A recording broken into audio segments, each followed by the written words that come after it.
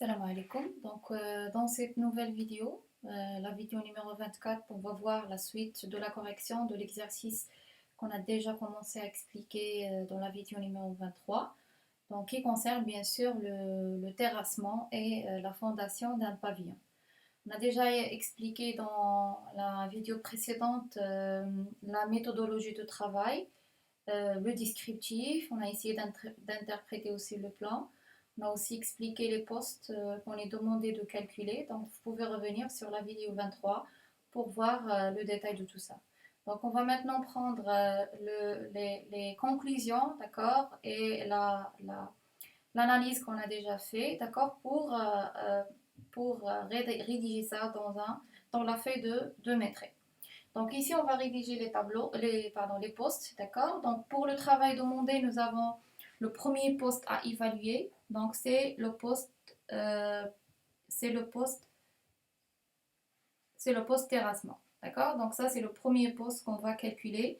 Donc on a ici, dans le poste terrassement, nous avons décapage en mètres carrés, la fouille en rigole en mètres cubes, la fouille en pleine masse en mètres cubes, le remblaiement extérieur-intérieur et les terres à évacuer. D'accord? Donc, on va commencer par les terrassements. Donc, nous avons ici, on va mettre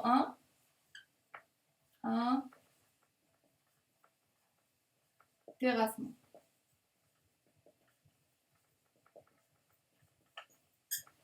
Bien sûr, je ne vais pas mettre d'unité ici. Pourquoi? Parce que les postes qui sont à l'intérieur, ils ont ils ont une unité différente. Donc, pour le décapage, il est demandé au mètre carré et les fouilles sont demandées au mètre cube. Donc, je n'ai pas le droit d'écrire une unité devant le poste total.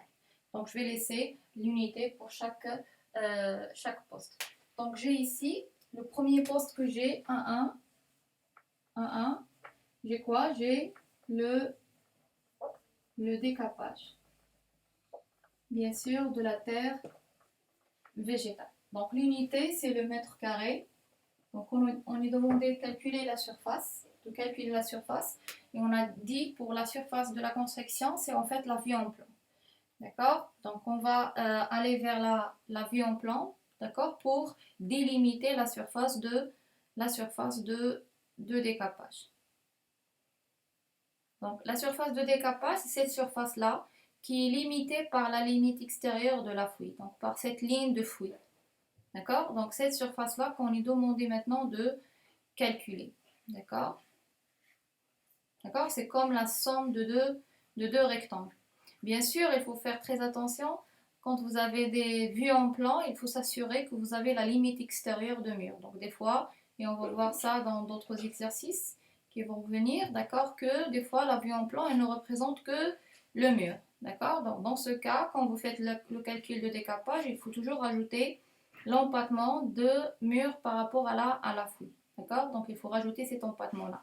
Donc ici, on voit très bien qu'on a le mur et on a aussi la limite de fouille. Donc il faut juste s'arrêter à cette limite-là. Bien sûr, réellement, c'est pas ça la surface. Normalement, on déborde de 1 mètre, de 2 mètres, d'accord? Ça dépend de la disponibilité de terrain ici.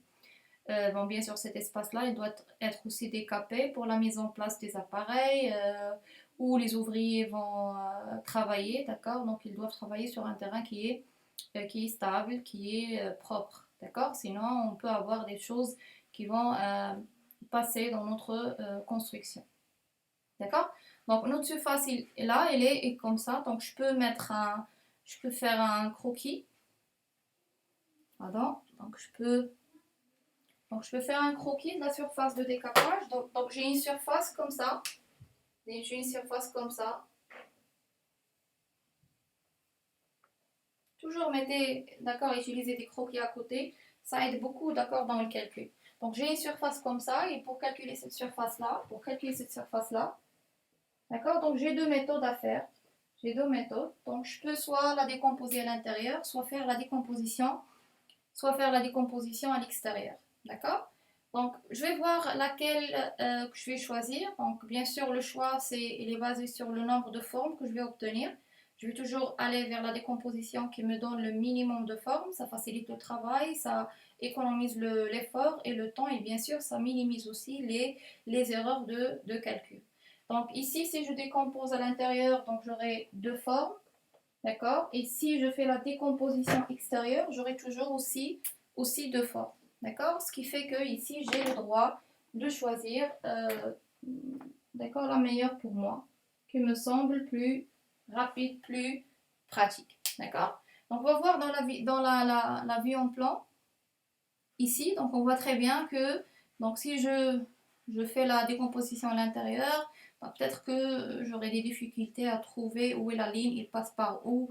D'accord? Je vais utiliser ici ou non, ici. D'accord? Donc, ici, c'est mieux d'aller vers la décomposition extérieure. Donc, pour faire ça, j'aurai besoin de la cotation extérieure. Donc, je vais utiliser la cotation extérieure pour coter la surface extérieure. Ce qui m'intéresse bien sûr toujours, c'est la surface délimitée par la limite extérieure de la fouille. Je m'en fiche, d'accord, des autres lignes. D'accord, je me concentre sur cette surface-là. D'accord, bien sûr ici aussi. D'accord, donc je vais utiliser cette cotation-là. Donc normalement c'est 7,20. C'est 7,20, mais bien sûr il s'arrête ici au mur. Donc il s'arrête ici au mur. Donc je dois rajouter l'empattement de mur par rapport à la fouille. Ce qui fait que je dois rajouter 10 ici et 10 ici. Ce qui fait que j'ai combien? J'ai 7,40. Donc ici j'ai 7,40. Donc ici j'ai 7,40. Je vais aller voir la cotation ici en bas. Donc ici en bas, j'ai combien? J'ai 9,7 toujours. Il s'arrête à la limite de mur. Donc je dois rajouter l'empattement. Donc je dois rajouter 10, 10. Ça donne 9, 9, 9. D'accord? 9, 9. Donc la cotation ici, j'ai 9,9. Donc pour la partie pleine, c'est clair. C'est la longueur pour la largeur. Maintenant, il me reste les dimensions du petit rectangle que j'ai en haut. Donc toujours dans la vue en plan, j'ai ici ce rectangle-là. Donc je vais essayer de le dessiner ici. D'accord? Donc c'est ici.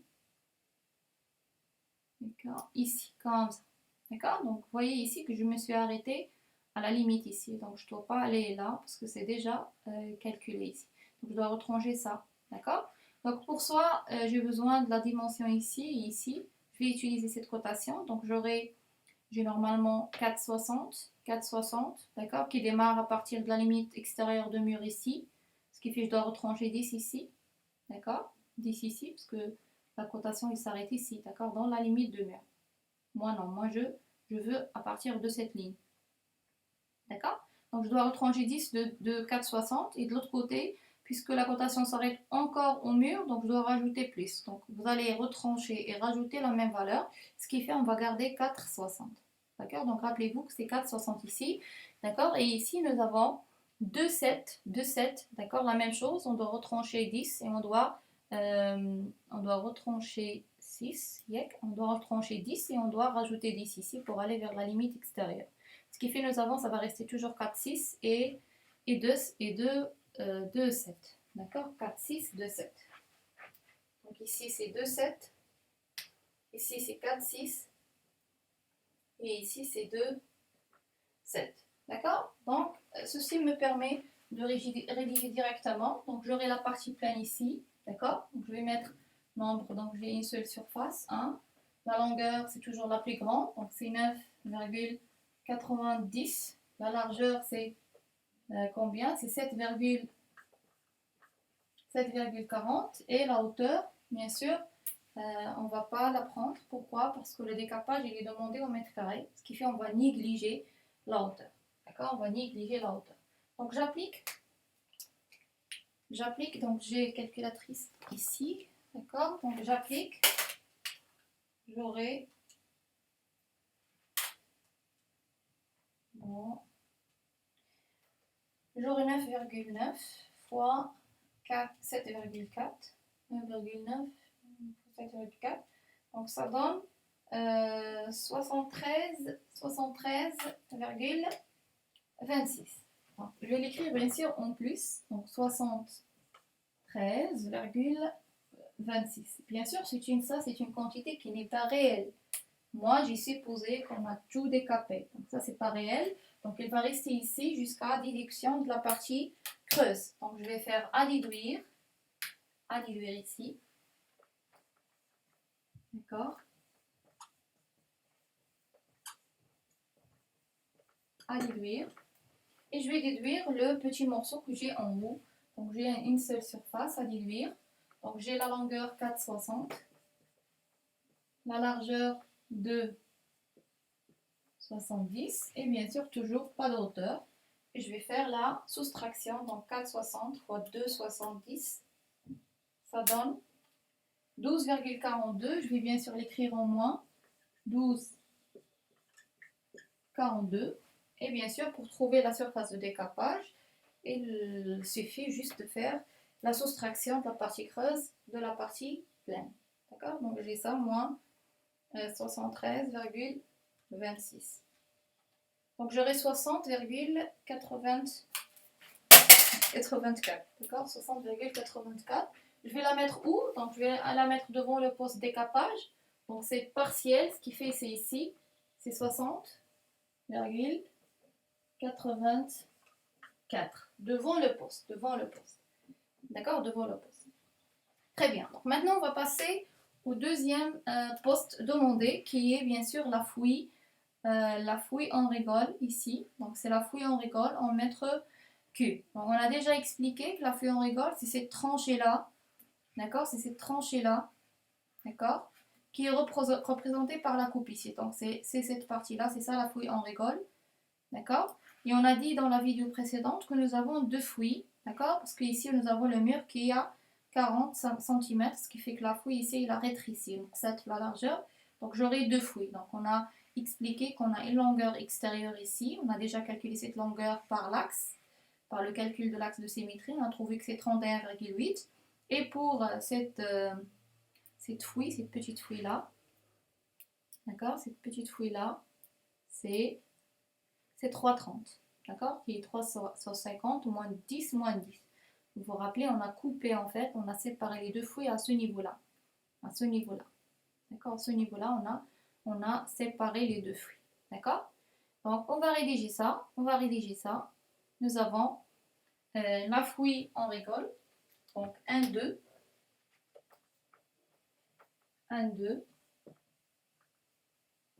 la fouille en rigole. Donc l'unité c'est le mètre cube, d'accord. J'ai deux fouilles, ce qui fait que je vais diviser le poste en deux. Donc j'aurai la fouille 0,70 mètres. Je vais donner un numéro d'orse 1, 2, 1, d'accord. Donc cette fouille, j'ai une seule fouille, donc je vais mettre 0,1.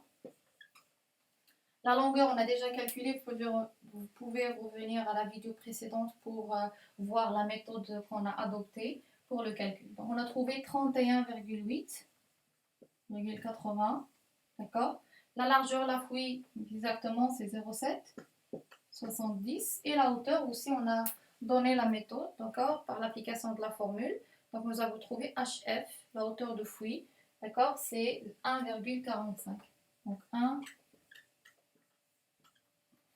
1,45. D'accord? Donc, je fais l'application numérique. L'application numérique, donc c'est 31,8 fois 0,7 fois 1,45. Exact. Donc, ça donne 32,277, bien sûr. Je vais l'écrire plus. C'est une quantité qui est positive, bien sûr. Donc 32,277. Bien sûr, c'est une quantité que je vais la déplacer dans l'autre côté, vu que c'est réel. Donc c'est où? C'est exactement dans la partie auxiliaire, vu que j'ai trois chiffres ici. Donc j'écris 2,77. D'accord? 2,77. Et je passe à la fouille 0,6. Donc je vais écrire 1, 2, 2. Donc c'est la fouille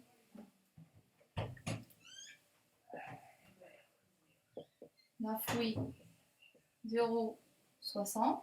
Donc j'ai une seule fouille. La longueur, on a trouvé que c'est 33,30. La largeur, c'est 0,60. La hauteur, bien sûr, elle reste la même. J'applique. Donc je fais 3, 3 fois 0,6 fois 1,45. 2, 8, 7, 1. 2, 8, 7, 1. Donc je vais l'écrire toujours en auxiliaire. 2, 8, 7, 2, 8, 7, 1. Et je fais bien sûr la somme pour trouver la quantité de fouilles. Donc plus 32,277. Donc ça donne 35,148. Je vais l'écrire bien sûr dans la partie partielle. Pourquoi? Parce que j'ai deux chiffres. 35,148.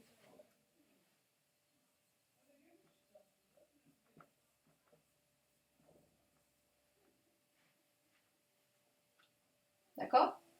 Donc c'est tout pour la fouille. D'accord? C'est bien. On a trouvé la quantité de fouilles en rigole. Maintenant, on va passer au poste suivant, qui est la fouille en pleine masse. Donc, j'ai la fouille en pleine masse ici, en mètres cubes. D'accord? La fouille en pleine masse ici, en mètres cubes. Donc, la fouille en pleine masse, c'est quoi? On a déjà aussi expliqué dans la vidéo précédente. Donc, c'est une fouille qui concerne en fait l'intérieur de la construction. Donc, c'est comme un décapage, sauf que on va enlever le terrain. D'accord? Donc, c'est pas de la terre végétale, mais c'est du déblai. D'accord? C'est du déblai.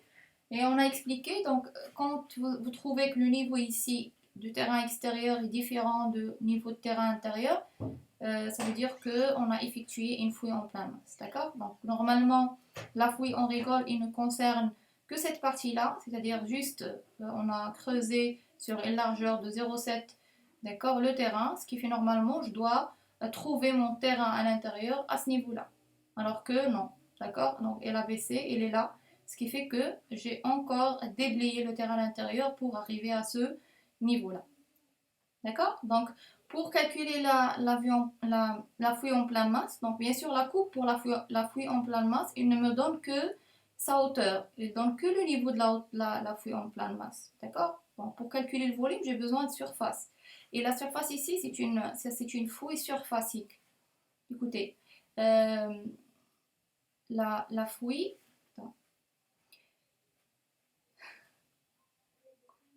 Ne peut pas passer.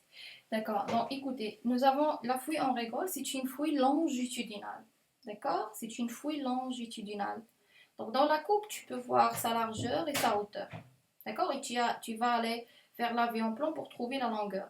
Pour la fouille en pleine masse, ça, c'est une fouille surfacique. C'est une fouille surfacique. Puisque c'est une fouille surfacique, tu as besoin de la vue en plan pour trouver la surface. Donc, la coupe, il te donne juste le niveau de la fouille en pleine masse. Il te donne juste le niveau, il ne te donne pas la longueur, la largeur.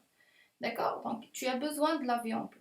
Maintenant, l'erreur à ne pas faire, donc, vu que le terrain, vu qu'on a effectué deux types de fouilles, donc il faut faire très attention dans le calcul de fouille en pleine masse par rapport à la fouille en rigole. Donc là, on a déjà calculé la fouille en rigole. Donc normalement, la fouille en rigole, la fouille en pleine masse, il va commencer où la fouille en pleine masse va commencer où la fouille en rigole a terminé. C'est-à-dire, je n'ai pas le droit, d'accord, de calculer le déblai deux fois dans une partie de terrain. Yani, avec le terrain, tu vas la fouille en rigole, après, quand tu vas le calculer dans la fouille en pleine masse, tu vas recalculer le même déblai. Donc, c'est ça, c'est pas logique, d'accord? Donc, on va essayer de délimiter la fouille en pleine masse par rapport à ce qu'on a fait dans la fouille en rigole. Pour dire en fait les choses correctement, normalement dans l'exécution, c'est la fouille en pleine masse qui est effectuée avant la fouille en rigole. Ce qui fait normalement, il faut baisser tout le terrain jusqu'au niveau 0,30 et après creuser la fouille en rigole. Ça c'est le code de mesure, ça c'est le code de calcul, d'accord? Mais ici, on nous demande la fouille en rigole. Donc, je vais commencer par le calcul de fouille en rigole et après, je vais calculer la fouille en pleine masse. D'accord? Donc, pour calculer la fouille en pleine masse, la coupe ne donne que la hauteur. Donc, pour calculer la surface, tu dois aller vers la vue en plan. Donc, on va aller vers la vue en plan. Donc, où est la surface qu'on a fouillée? D'accord? Donc, ça commence à partir de quelle ligne? Bien sûr, je vais dire la fouille en rigole. Quelle est la zone qui a été appliquée, qui a été concernée par la fouille en rigole. Donc c'est toute cette partie-là, ça fait, c'est bon, c'est creusé ça. Ok, il n'y a rien ici. D'accord? Ici, c'est déjà creusé, c'est déjà fait. Donc tu ne peux pas le calculer en deuxième fois. Ce qui fait que la fouille en pleine masse va commencer à partir de cette ligne-là. Ce qui fait, ça commence à partir de cette ligne-là. C'est la limite intérieure de la fouille. D'accord? Donc vous avez normalement deux surfaces. Vous avez la surface ici et une autre surface ici aussi à partir de la limite intérieure. Ici, malheureusement, je ne peux pas faire des couleurs ici. Ça marche pas. Je sais pas. Attends.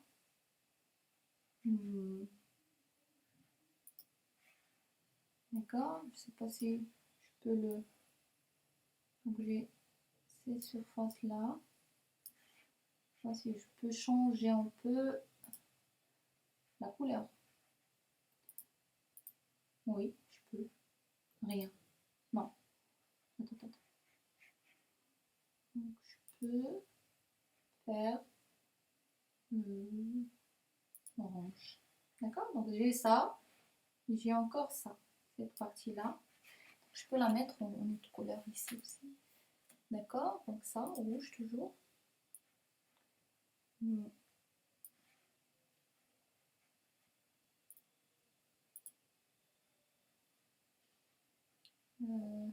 qu'est-ce que j'ai fait ici? D'accord? Donc ici. Ici. D'accord? Donc c'est cette partie-là. Cette partie-là. Je ne sais pas si c'est plus clair comme ça. Ou c'est pas trop clair. D'accord? Donc ici, normalement, c'est bon? Donc c'est cette partie-là. Il faut pas, écoutez, il faut pas calculer la fouille. Il faut pas que la fouille en pleine masse dépasse cette ligne-là. D'accord? Sinon, tu vas calculer deux fois cette partie. Ça, c'est fini, ça. Ça, c'est fini. Il a D'accord? Donc il n'y a pas de terrain ici. D'accord? Jusqu'à niveau moins 52. D'accord? Donc tu ne peux pas déblayer le terrain jusqu'à niveau 0,23 ici. D'accord? Donc la fouille en pleine masse, c'est ici. Donc c'est à partir de la limite intérieure de la fouille. Donc pour faire ça, je dois juste calculer en fait la surface. Donc j'ai cette surface et cette surface. Et bien sûr, la hauteur, c'est ça. Donc, je peux faire aussi encore le noir ici. D'accord? Je fais ça. Attends. Donc je peux faire. Attends. Ça. D'accord? Donc j'ai écouté chaud. Un peu. D'accord? Donc c'est ça. D'accord? C'est ça. Le niveau de terrain, d'accord? Ici, le niveau de terrain. Le niveau de terrain. Ce qui fait que la fouille, la fouille ici, il commence à partir de ce niveau. Je ne peux pas creuser, ça c'est fait, c'est déjà fait, ça c'est vide, ça. Oubliez, d'accord? Ça c'est vide. Ce qui fait que la fouille en plein masse commence ici. Donc sa hauteur, c'est ça. C'est à partir de ce niveau de terrain naturel extérieur et ce niveau de terrain naturel intérieur. C'est ça la hauteur. Maintenant, pour trouver le volume, il faut juste calculer cette surface et la multiplier fois ça. Je ne sais pas si je peux aussi faire mieux. D'accord? Non. Malheureusement, je n'ai pas de plus. Je n'ai pas. Non. Je ne peux pas faire mieux, mais. Attends. Ici. D'accord. Donc, je pense que c'est clair. D'accord? Je pense que c'est clair ici. D'accord? Donc, pour calculer cette surface, je vais aller calculer là. Je vais aller trouver en fait les longueurs et les largeurs. Donc, pour la longueur ici, j'ai 6,20. 6,20. Normalement, il s'arrête ici. D'accord? À la limite intérieure de mur. Donc, on a d'accord? Donc, ici, je vais soustraire 10 من ou 10 من ce qui fait que 6,20. On a 6. Et de l'autre côté aussi, 4, 10, غادي نقص عاوتاني 10, 10. بس لاحظوا معايا الناس 50 et s'arrête au mur. انا خصني نخرج la fouille. Donc j'ai 4, 10, moins 10, moins 10. Donc ça donne 3, 9. Donc 6 et 3, 9. D'accord? 6 et 3, 9. D'accord? Donc je vais écrire ça. C'est pas un message, d'accord? Donc, bleu. Donc, j'ai 1, 3. 1, 3. Fruits. Fruits en pleine masse. C'est le mètre cube. Donc, on a dit qu'on a deux surfaces.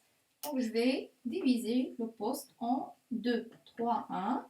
J'ai la surface, la grande surface ou la surface 1.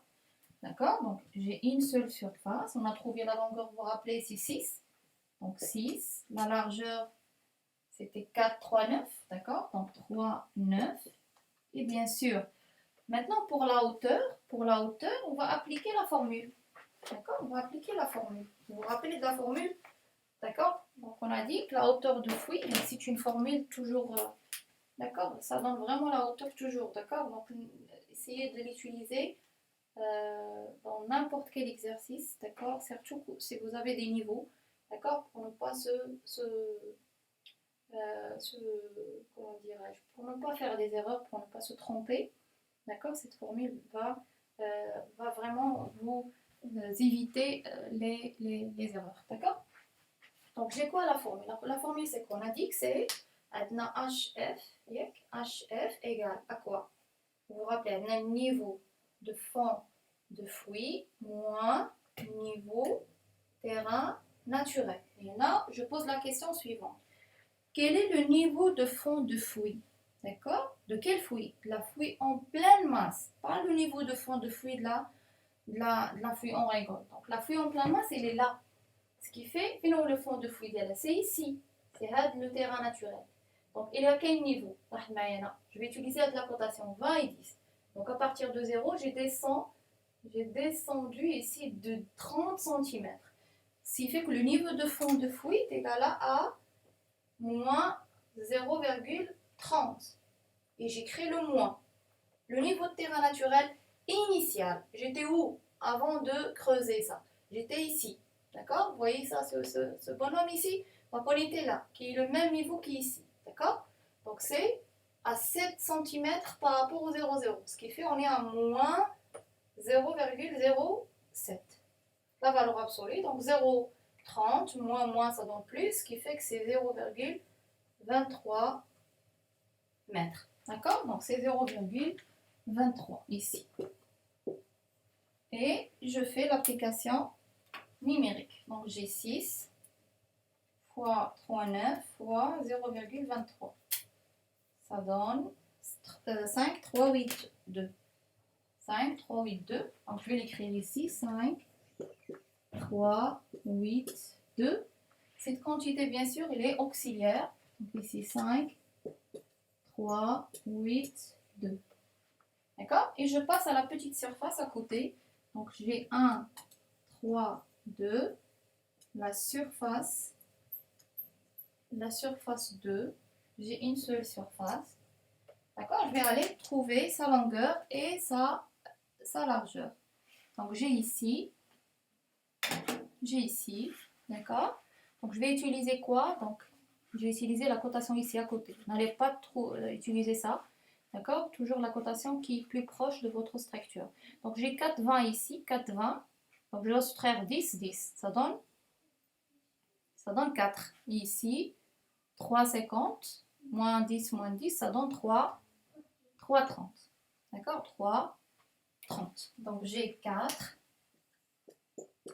Et j'ai 3,30. Toujours la hauteur, c'est 0,23. D'accord? Et je fais l'application numérique. 4 fois 3,3 fois 0,23. Ça donne 3,036. 3,036. Toujours aussi, c'est auxiliaire. Et je fais la somme. Des deux. Donc plus 5,382. Ça donne 8,418. Donc ici, devant le poste, 8,418. D'accord? Donc on a calculé le décapage, on a calculé la fouille en révolte et on a calculé la fouille en pleine masse. D'accord? Donc j'espère que c'est clair, d'accord? C'est très clair. Parce que si vous comprenez euh, ce que j'ai expliqué ici, normalement, vous n'allez pas trouver de problème pour faire n'importe quel exercice de terrassement de bâtiment. D'accord? Normalement, d'accord, c'est la même méthodologie de travail. Il faut toujours avoir la méthodologie, toujours aller vers la méthodologie. Une autre chose à préciser, donc j'ai trouvé qu'il y a des personnes euh, qui respectent pas en fait la bonne rédaction du tableau, d'accord? Toujours le souci c'est de calculer, c'est de trouver la valeur, la quantité, d'accord? Non, c'est pas ça le but final. En fait, c'est ça le but final, mais il faut avoir un document qui soit représentatif, d'accord? Donc, je dois bien rédiger mon tableau, d'accord? De faire les choses n'importe comment, juste remplir la partie dimension, oublier le nombre de parties similaires, n'écrivez pas la partie unité, pas de nom de poste, pas de quantité. C'est vraiment ça, ça devient pas un tableau de maîtrise, ça devient un tableau qui a besoin d'une autre personne pour le remplir. D'accord? Donc, c'est pas la peine de faire un travail incomplet. Vous faites votre travail, essayez de le faire euh, convenablement, essayez de le faire professionnellement. D'accord? Essayez d'aider l'autre personne qui va lire votre travail et qu'il trouve toutes les informations dont il a besoin. D'accord? Parce qu'un technicien qui va faire un calcul de maîtrise qui est non compris, qui est illisible, d'accord? Donc ça revient à refaire le travail, d'accord? Donc on n'a pas besoin de faire le travail, d'accord? De refaire le travail d'un autre, d'accord? Donc c'est pas la peine de le recruter, d'accord? Et si bien sûr il va faire un travail que je dois à chaque fois le refaire, d'accord? Donc c'est, écoutez, la partie la plus difficile, c'est le fait de contrôler le maîtrise, c'est de valider le calcul de maîtrise parce que ça revient des fois, on trouve pour moi-même, c'est plus facile pour moi de faire un calcul de maîtrise que de vérifier le calcul de maîtrise d'un autre.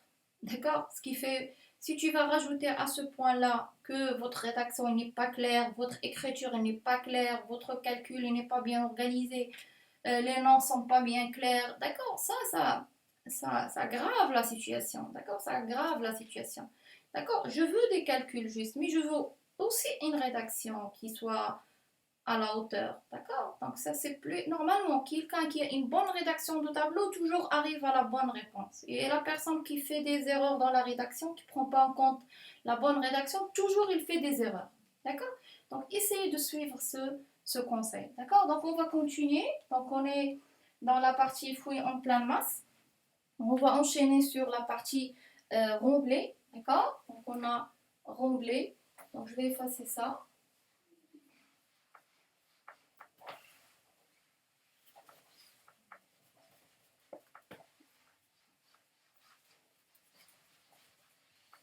D'accord, je ne sais pas si je peux faire une autre vidéo, d'accord, le temps que j'efface tout ça et je mets ça tout en blanc, d'accord, parce que je dois refaire le tableau, d'accord. Donc on va se voir dans la vidéo suivante, d'accord, qui va bien sûr donner la suite de la correction de cet exercice, d'accord.